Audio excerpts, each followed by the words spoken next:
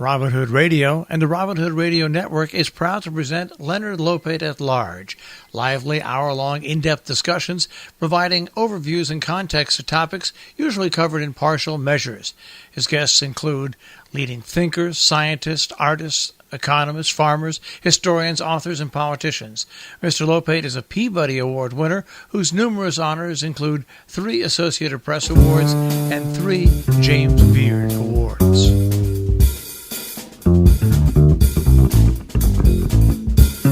Welcome to Leonard Lopate at Large. I'm Leonard Lopate.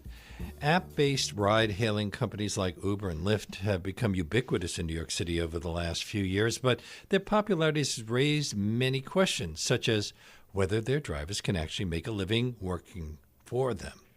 The New York City Council recently voted to halt the issuance of new licenses for these services and to set a minimum wage for drivers based on an analysis by 2 economics professors, Dr. James A. Parrott of the New School and Dr. Michael Reich of the University of California, Berkeley.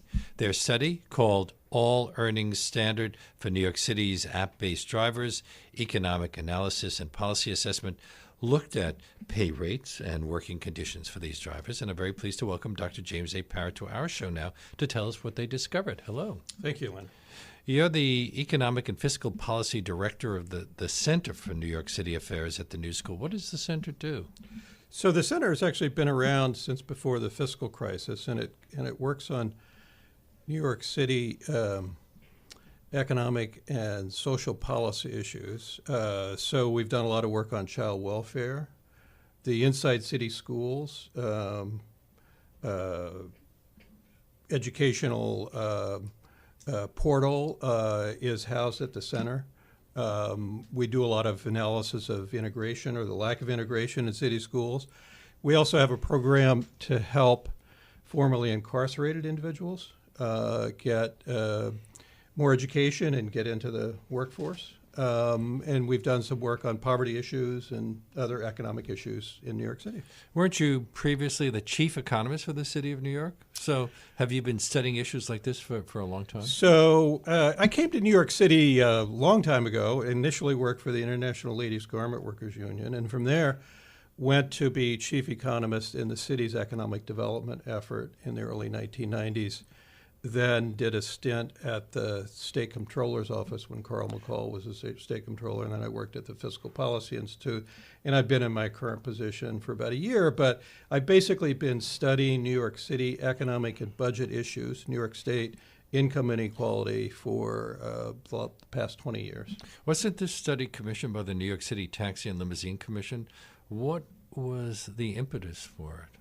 So with the rapid expansion, as you mentioned, in the app-based car services in New York City and concerns, the Taxi and Limousine Commission held a hearing in April of 2017 that invited drivers to come in and talk about the challenges that they face and the earnings that they've seen, understanding that taxi drivers and app dispatch car drivers in New York City have to cover their own expenses, or they have to either lease the car or they have to purchase a car and cover all of their expenses. So it's become increasingly difficult for them to do that and to net a living wage at the end of that. So the hearing clearly surfaced that driver earnings were under a lot of pressure. So the TLC commissioned Professor Reich and myself to take an in-depth look at the for-hire vehicle segment. We did not look, even though taxi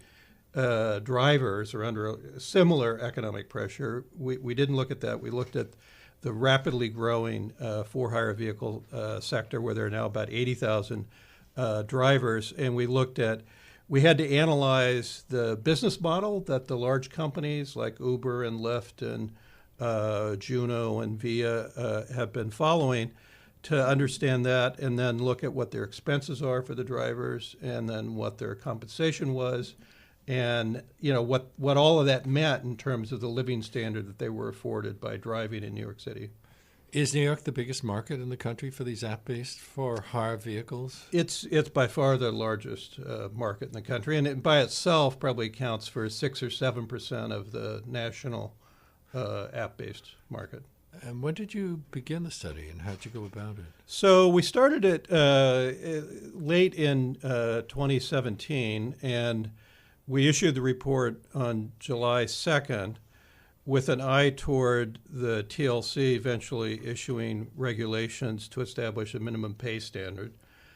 The City Council was also starting to look at what impact the rapid growth in the for-hire vehicle sector has had in New York City, and was considering a measure to sort of support the TLC's interest in establishing a minimum pay standard for drivers, but also look at, given the rapid growth, the adverse effects that's been having on the taxi market, the contribution that rapid growth has had to congestion in New York City, considering whether or not that's had some effect on the decline in mass transit ridership.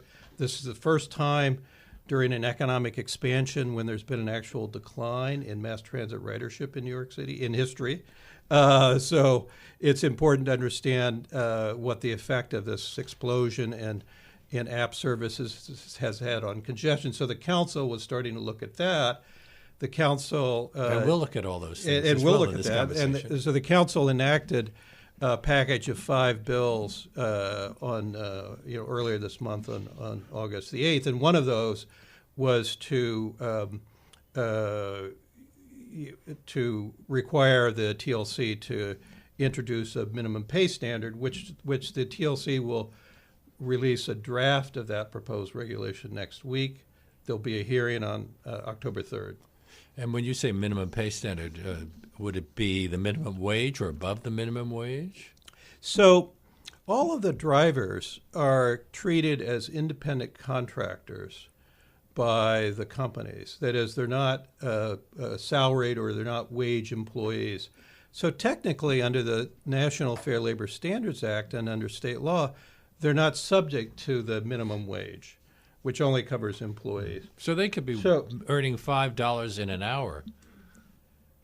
Right, and there were cases where some of their earnings were fairly low, and up until the TLC and the council supported the idea of having a minimum pay standard, there was no floor. Basically no floor to the earnings received by workers who are independent contractors.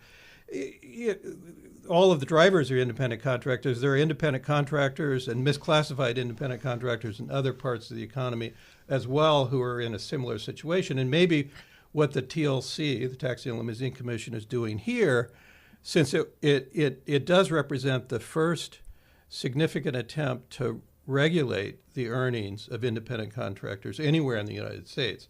So this might have repercussions for other independent contractors. It will certainly have repercussions for other app drivers in other cities in the country, if not around the world. We're hearing this week that Uber drivers in Australia are on strike, and they're calling for a minimum pay standard as well. Now, for a long time, there were concerns that the yellow cabs, which pretty much all in Manhattan, attempts were made to change that. There are these other outer borough cabs as well. But should I assume that Uber drivers and Lyft drivers, or these app-based drivers, are more likely to be found in the outer boroughs? Because that's where the demand might be greatest? Well, so you would get that impression, I think, from the ads that Uber ran in their effort to head off the council's proposed moratorium. But in fact, when Uber started serving New York City in a significant way in 2012 and 2013, most of their service was concentrated in Manhattan, in precisely the area where there was already yellow cab service. But because of the density of possible passengers in Manhattan, Uber drivers went there first, encouraged by the company to do that as well. So over time, given the tremendous growth, there has what's resulted is incredible density in Manhattan in terms of a lot of app cars, in addition to the 13,000 or so medallion drivers licensed in New York City. And then it is spread to the outer boroughs. And it spread pretty impressively throughout many neighborhoods in New York City where haven't been served by the yellow cabs, could be served by the fledgling green car, the green taxi cab sector, which the TLC authorized starting in 2012, and it was just starting to get in place and to ramp up around the same time that Uber and Lyft started in New York City. But even those green cars are likely to only go down main thoroughfares, and if you live on some side street and you need a cab or a car for some reason, you're not going to have any passing by your house. Were you able to interview drivers, or did you rely on data from the companies that they work for? So under the regulatory authority that the Taxi and Limousine Commission has, they were able to require the companies to provide comprehensive earnings data for all of the drivers. So we received, through the TLC, earnings for all of the drivers for 4 study weeks that we looked at, beginning in the middle of 2016, and the most recent one was in the middle of October of 2017. So we have pretty good data that's better than what any other researchers have had access to around the country. There's been a lot of research generated in the field of labor economics about Uber drivers and so on, and most of those studies are done with the cooperation of the company, which has provided that data. So that's given labor economists great insights into the behavior of Uber drivers, but it's only been part of the story because it was there was not that much analysis in New York City where we found that, contrary to the common narrative about Uber drivers around the country doing it as a part-time gig to earn supplemental income, that 60% of the drivers in New York City who work for Uber and Lyft and the other app dispatch companies are effectively full-time drivers. 2/3, or actually close to 80% of the drivers purchase the car mainly for the purpose of providing transportation services. So these are full-time drivers committed to doing this as a means of earning a living, not gig workers doing it on a part-time basis to supplement their earnings. The perception was that a lot of these people dropped in and out of the work as they found or lost other jobs. Right. But you're saying that's not the case. Do the app-based what is it? FHV, is that the FHV is a for-hire vehicle, which is the TLC term for all of the cars except medallion cabs. Do they have to get a hack license as yellow cab drivers? They do. So the requirements for driving a for-hire vehicle in New York City are probably more extensive than they are in other cities. So you have to be licensed as a driver. Your car has to be licensed, inspected by the state, and inspected by a more rigorous TLC inspection. You have to have a drug test. You have to take a training course in handling wheelchair accessible passengers. There are other hurdles that you have to pass, and altogether these requirements alone cost a driver about $1,500 just before they can accept any paying passenger on the street. Although in the past it was assumed that a cab driver knew the city very well, and so no matter what address you gave, you were likely to arrive at your destination. But today with GPS, it doesn't matter. You could have come to New York City yesterday, and a lot of the drivers are immigrants.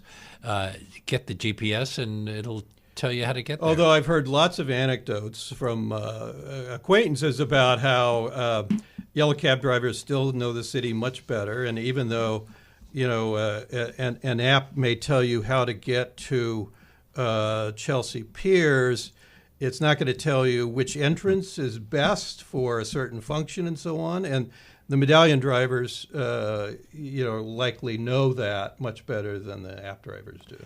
I'm speaking with Dr. James A. Parrott of the New School co-author of a study called An Earnings Standard for New York City's App-Based Drivers, Economic Analysis and Policy Assessment. This is WBAI New York 99.5 FM. I'm Leonard Lopate. Your co-author here is the University of California, Berkeley. Were you looking only at New York? We were only looking at New York City, that's right. And how do the numbers of app-based drivers compare to medallion cab drivers? Are there now more app-based FHV drivers than yellow cab drivers in the city? Well, there are about 13,500 yellow cabs authorized, medallions authorized in New York City, because many of the medallions are driven 2 shifts. Typical shift can be 10 to 12 hours a day, so many are driven by 2 different drivers. Sometimes drivers. One of the drivers is the owner, but not always. Yeah, right. In about a quarter of the cases, a medallion owner is also the driver. Many medallions are owned by garages and fleets and so people on. like Michael speculators, Cohen. people like Michael Cohen, speculators, which has been a very, it's probably had a very unfortunate effect in driving the price of medallions up way beyond what the market could conceivably justify. So there are probably about 30 to 35,000 medallion drivers, and there are 80 to 100,000 app and other for-hire vehicle drivers. So there are still in New York City, there are neighborhood livery car services, and there are traditional black car services that have been around for many years. But they're much more expensive. Well, in some cases they are. They're not always. I mean, they all operate in a competitive environment. So the prices. I mean, if you want, sort of luxury black car service, then you're going to pay more for that. And initially, when Uber came into New York City, it did have it had an Uber SUV premium price service. It still has an Uber black service that you can pay a lot more for and get the quality of service You that's go from like pool in a black car to normal to high to fancy to premium price. So there are roughly 100,000 for-hire vehicle drivers, and maybe 80,000 of those are for-hire are the app dispatch drivers. In some cities, medallion cab drivers can be called to a location. And I remember in Denver, they even would pick a lunch for you and deliver it to your office. We're seeing that now with Uber. But why was that not allowed in New York City? Well, so there used to be the radio dispatch model in New York City, which I came to New York City in the early 1980s, so I never experienced that myself. But so in recent years, partly in response to just the more widespread use of apps and the convenience that it does afford to the passenger, there's no question about that. Some medallion services do you can request a medallion cab through an app, and recently the TLC has started a pilot project where you can get upfront pricing through an app. So rather than the fare being determined by the meter, it's set by the price up front. So, it remains to be seen how that's going to work out. And just this week, the TLC announced that a new company has entered the New York City market that's going to dispatch yellow cabs through use of an app. So we'll see how that goes. I can't tell you how many cab drivers have complained to me about the app-based services. The competition, they say, is killing them. So are we seeing fewer medallion drivers than we did in the past? So there has been some fall off in the number of medallions on the street. So even though there are 13,500 that are authorized, and the city, so the city was responding to so the number of medallions had been fixed for a long time, and there had started to be complaints as the city economy was expanding, and there was there was need for more medallion service, taxi service, in other parts of the city as well as Manhattan. So in the early 2000, actually earlier in this decade, 2012 or so, the TLC had authorized an additional 2,000 medallions to be sold, and around the same time authorized the green taxi service so that street hails, green cars could pick up street hails outside of the core Manhattan market and so on. And they had authorized, several thousand of those green taxis. Are there rules there? Can the green cabs pick up people in Manhattan? Can the yellow cabs pick up people in Yellow Queens? cabs can pick up people anywhere. The green cabs could only pick up people outside of the central business district in Manhattan. But in the end, that allowed for a lot more service in the outer boroughs and they have the advantage of being able to be hailed. Right. If an Uber or a Lyft car has gone by and I recognize it as such, they still can't pick me up. I have to have gone through the whole app process. To be picked up by an Uber I or can't Lyft just car. say, hey, can you take... Right. You would have, if you see one, right, if the driver is willing to... He's dropping somebody off, I can't just jump into that car. Summon it, right. But the app works pretty quickly, so... Were you able to collect data on ethnicity, citizenship status, educational background, age, and marital status of these drivers? So the TLC, so we used a combination of data to get at that. So the TLC does have data on the nationality, the country of origin of drivers, and as with medallion drivers, it's a very similar demographic. Although the app-based drivers tend to be slightly younger than medallion cab drivers, they're overwhelmingly immigrant. 90% or more are immigrants, and you say that they're overwhelmingly male. And you said that half of the drivers are from 5 countries, right? And so that's based on the taxi and limousine. It's interesting what countries they are, because people come from all over the world, but we're talking about Dominican Republic, Haiti, Pakistan, India, Bangladesh. Right. Now, we also knew from the American Community Survey, we could look at people who identified their occupation as taxi driver, which in the Census Bureau data is a general term that applies to medallion drivers as well as for-hire vehicle drivers. And from that, we knew the family status. We knew, for example, that 40% of taxi drivers in New York City, including the app drivers, receive Medicaid. Almost 20% receive food stamps, which is more than twice the ratio of all work for the entire workforce, where less than 10% receive food stamps. So we could tell a little bit. We could tell that the families of taxi drivers relied heavily upon their incomes for the means of support for the family and so on. So we could see that we're not talking about gig workers here or trying to supplement their earnings. These are people who are providing for their families. Half have children. But that would suggest that they're not making very good incomes if Right. they have to rely on social services to implement everything. That's right. And this is despite supplement the everything. fact that, so we were able to tell from the data we had access to that this is a business that's very profitable for the companies. So Uber's making a lot of money even if its drivers are not. So overall, the conventional wisdom is that overall Uber has been losing a lot of money, right? There was a story in the past week about Uber losing almost $900 million in the second quarter of this year.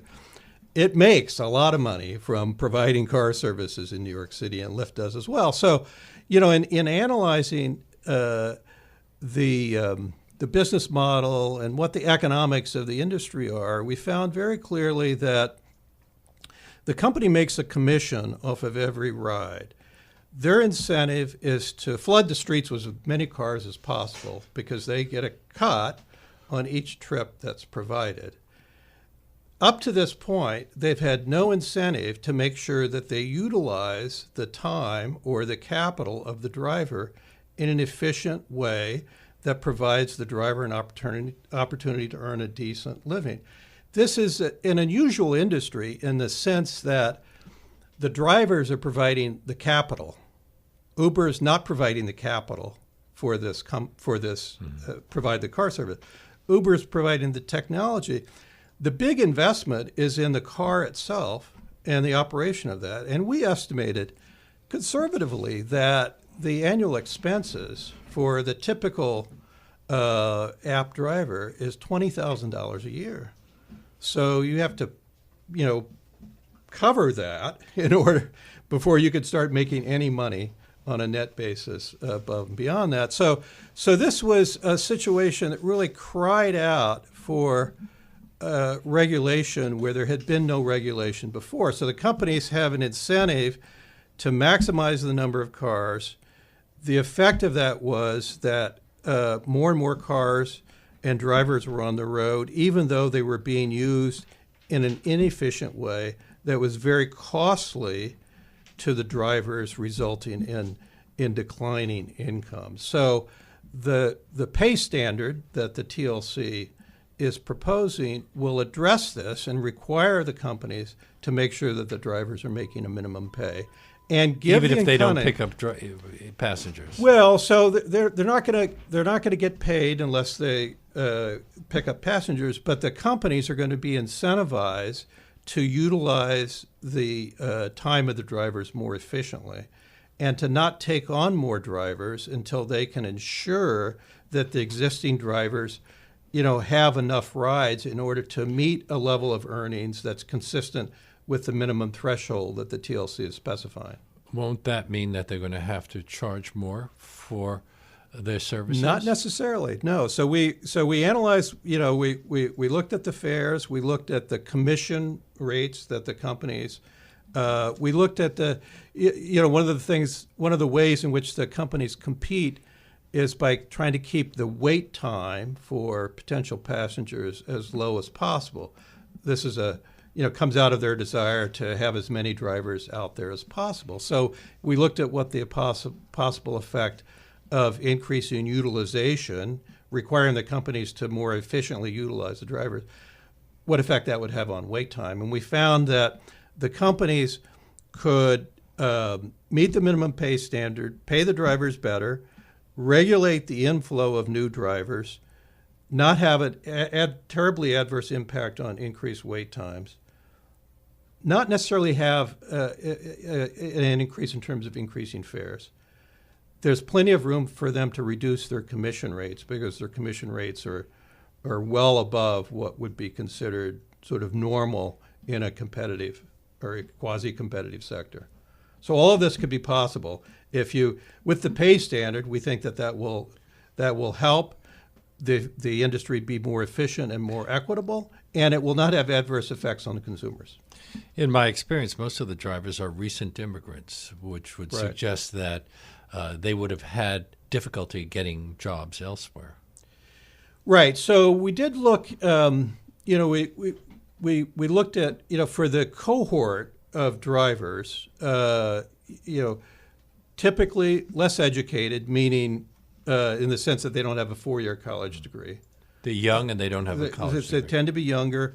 They, as you say, they're recent immigrants or immigrants who might have been in the country for a few years. We looked at what their alternative labor market opportunities were. And, frankly, even in the city economy, which is stronger than it's been literally in decades, with unemployment lower than it's ever been before, with wages rising in many sectors, with the minimum wage rising, incomes rising outside of this sector, pretty positive picture overall, that the alternative labor market options for people who end up being app drivers is not that great. So, that helps us understand why they gravitate toward this with the prospect of being able to make a decent living. What a lot of people, it's hard for a lot of people to carefully itemize and calculate what their net earnings are after they meet all of their expenses. Right. Were you able to determine how many hours the drivers work in a day, a week, or a month? So we could do that from the data that was provided by the companies, and we found that 60% of the drivers are working at least 30 hours a week. And, there's a fair number who are working more than 50 hours. We do Some working more than 60 hours a week. And 7 days a week. We do hear stories of some drivers who just use it as a way. They have to drive to work. Instead of carpooling, they become Uber or Lyft drivers, and they drive some people to where they're going. Right. But generally, these are people who are driving, several hours a day, as their main source of income. I'm speaking with Dr. James A. Parrott. I mean that most of the app-based drivers are working from their homes. Or work from the cars, right? Yeah, I mean, they park the car in front of their house, and then they go out and do the work. So this is New York. They drive around and park as close as they can to their house. Are all of the app-based drivers using their own cars? Is that what you said? So we found that 80% acquired a car mainly for the reason of earning a living driving the car. So they have to make an investment before they even start. They're buying the car or they're leasing the car. Aren't only certain types of cars allowed to be used for yellow cabs? Can any kind of car be used for these? So the companies themselves have standards for the cars that they can use, and if you've used an Uber or Lyft in other cities, the standards are a little bit different there. In New York City, you see, and people can readily identify the Uber or Lyft or the app cars in New York City because they have the TLC license plate that begins with a T and ends with a C. So that accounts for why a lot of the cars are black. The most common car is a Toyota Camry that about 35-40% of the drivers utilize. Is that because they find it to be more dependable? Well, because it's a car that Uber has determined you need to have to provide their basic Uber X service. And I think they have a good service record. Quality is good. They seem to work well for the passengers. And then, another 30% or so of the cars are similar models to a Camry. But I'm assuming also that this is another area in which these companies have an advantage over yellow cabs because there isn't as much city control over them. We don't inspect them as much. We don't check how often they've been serviced. Well, they're inspected on a fairly frequent schedule. But you're right that the regulations are not as comprehensive for the for-hire vehicles as they are for the yellow cabs. How did you calculate how much the app-based drivers earn per hour? Did you talk to them about that? So we had the earnings data actually from the companies, which was the main thing we relied on. Now, we had to undertake a study of what the driver's expenses were. So we did a survey. We did through the Taxi and Limousine Commission. We did an online survey that went out to all of the for-hire vehicle drivers, all of the medallion drivers, for that matter. And we got several thousand responses to that. So we got some earnings data from them. We also looked at what it costs to purchase or finance a car. We could look at, there's a data series to look at what weekly gas prices are in New York City and so on. So we used a variety of means to put together an expense model to allow us to estimate what the total expenses were. And as I said, basically for a late model Toyota Camry, we estimated that the annual expenses to acquire and maintain and operate the car is around $20,000 a year. How are the fares calculated? Obviously, with a yellow cab, there's a meter. Right. But are the fares based on distance, time, a combination of the two? Are there ever flat rates, like for airport trips? Yeah. So the companies have a variety of pricing approaches, but Tied basically to demand in some cases? well, so it's interesting. So to some extent, so basically, what they publish on their website is their sort of standard fare, which has a mileage component, a distance component, and a time component. And then there's usually, there's a base fare, $2.25 or 50 cents or whatever, plus a mileage component, plus the time component, and so on, and that comprises the fare. We know that the companies sometimes vary that pricing depending on what demand is. Uber used to use surge pricing, which was a mechanism to charge higher prices, and at a time, this is not so much the case these days, but earlier on, the drivers were receiving could count on receiving 80% or so of what the fare was. So if surge pricing was in effect, that would also induce drivers to go to the area where high demand was in place. Because that is an issue for cab drivers. Reducing times between fares is important in making a decent wage. The app-based drivers, do they have less downtime because their rides are determined by computers? Well, theoretically, they could have less downtime, but what we found was that the companies had a greater incentive to increase the number of cars for the purpose of getting a commission on every ride, and less incentive to make sure that the driver's time and capital was being used efficiently. So it's in the company's interest to have a lot of idle drivers ready to pick up a fare at a moment's notice. That's the current situation, and the pay standard will change that.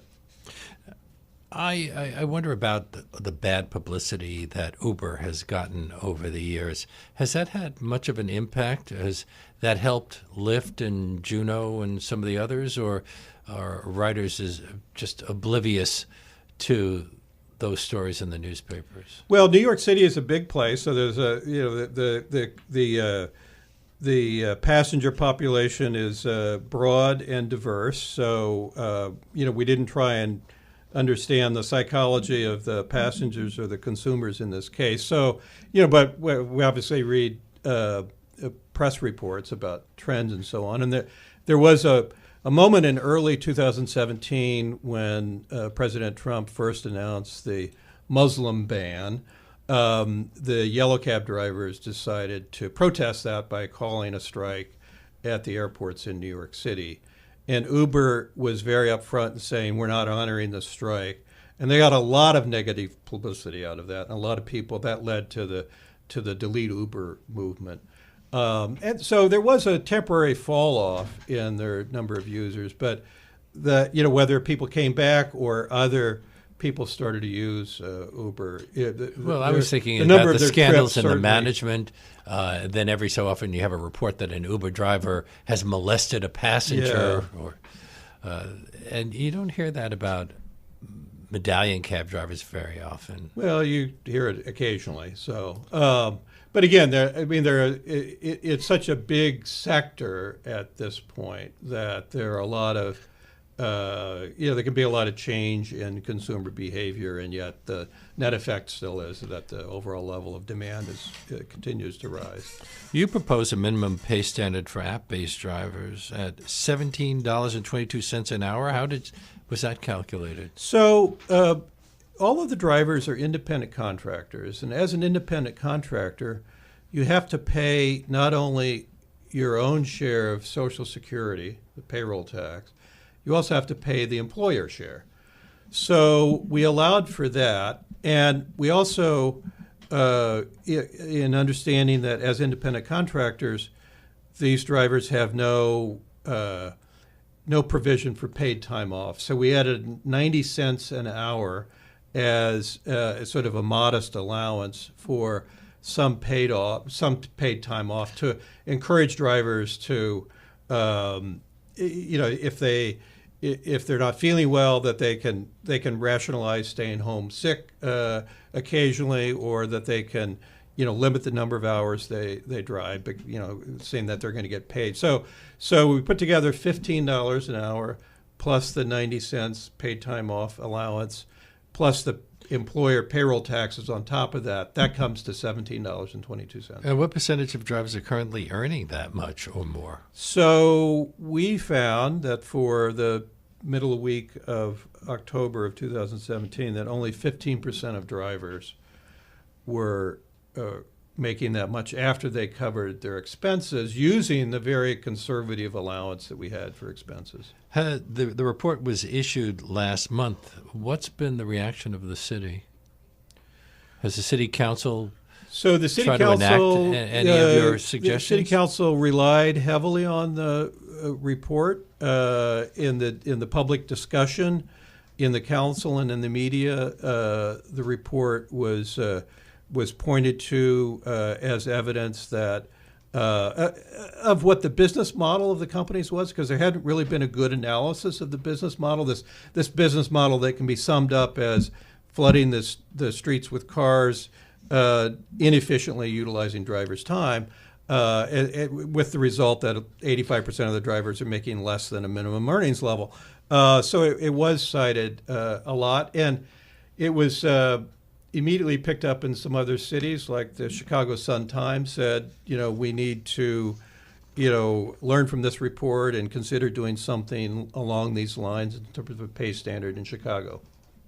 Now, hasn't the value of medallions also affected some financial institutions that have invested in them?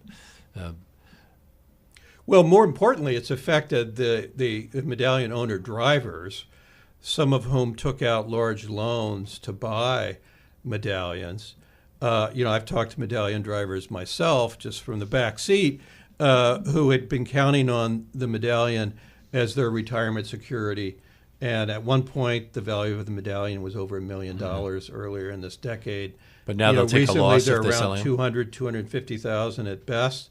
So a lot of them have seen, their economic security just shattered by what's happened in recent years. I'm sure we're going to learn a lot more about that during the trial of Michael Cohen, who was heavily involved in that. Didn't the city council also vote to halt the issuance of new licenses for app-based drivers? So they did enact a moratorium for 1 year on non-wheelchair accessible vehicles. So there's no limit if a company wants to add a wheelchair accessible vehicle. The TLC has been trying to encourage that for a long time, so they can still do that. There's no moratorium on wheelchair accessibility. But on non-wheelchair accessible vehicles, there's a 1 year moratorium to give the city a chance to step back and better understand what the effect of this rapid growth in apps has been. Now, you recall that in 2015, the mayor and the city council, in the early days of the expansion of Uber and Lyft in New York City, had called for a moratorium or a slowdown in the growth so that the city could understand what the implications of that were.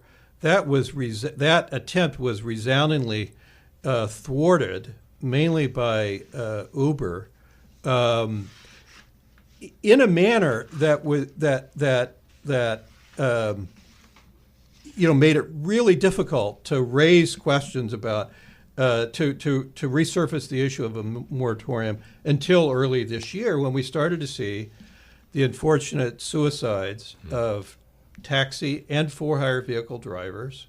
The drivers sort of represent a cross-section of the driver population, not all medallion drivers, but some for-hire vehicle drivers, some black car drivers, and so on, who were under such economic pressure because of the rapid growth in this that it had reduced their earnings, and medallion drivers who had taken out heavy loans were under real financial pressure. So that helped sort of create momentum for considering a moratorium. And when the council earlier this month enacted the legislation authorizing the TLC to do a pay standard, it also imposed a 1 year moratorium. Now, the moratorium took effect only after the legislation was signed, the legislation was passed by the council by a large, 39 to 6. On August the 8th, legislation was not signed until August the 15th.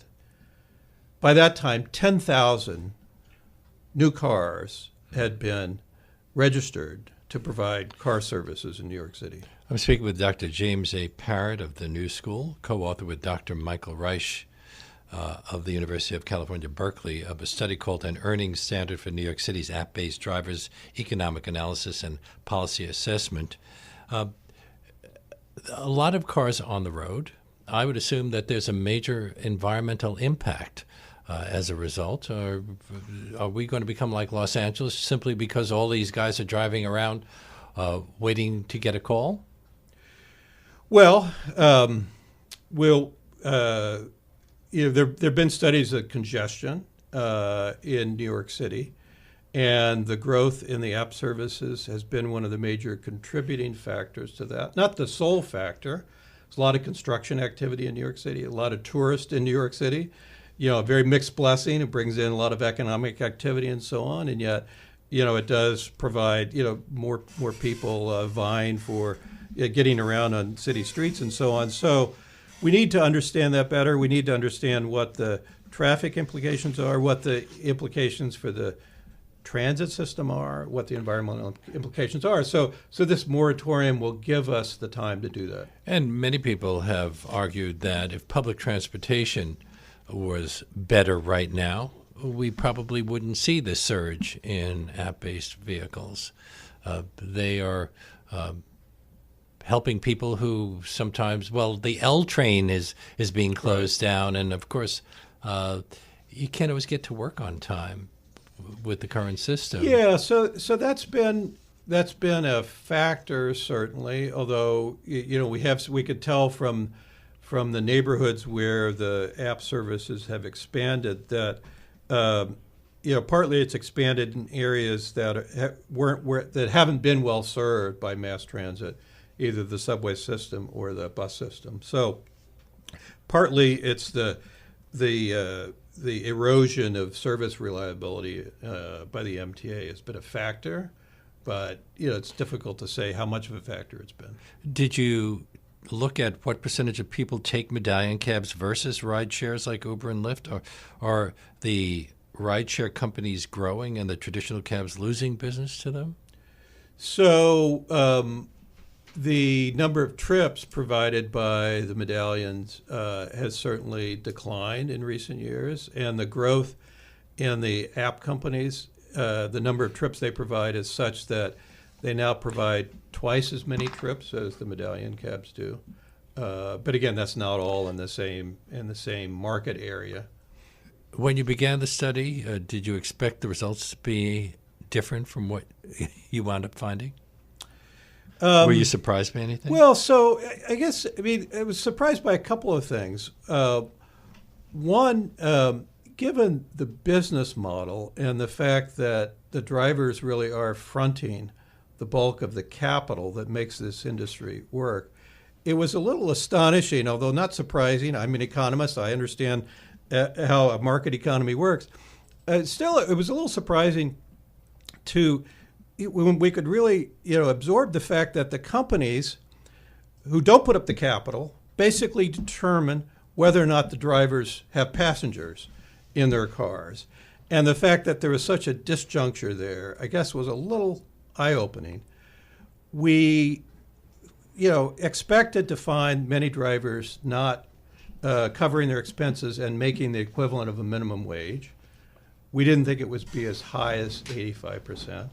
And a third thing that was surprising was that if Uber's drivers were full-time employees, they're of course independent contractors, they're not employees, but if they were employees, Uber would be the largest private sector employer in New York City, larger than any of the banks and any of the private hospitals.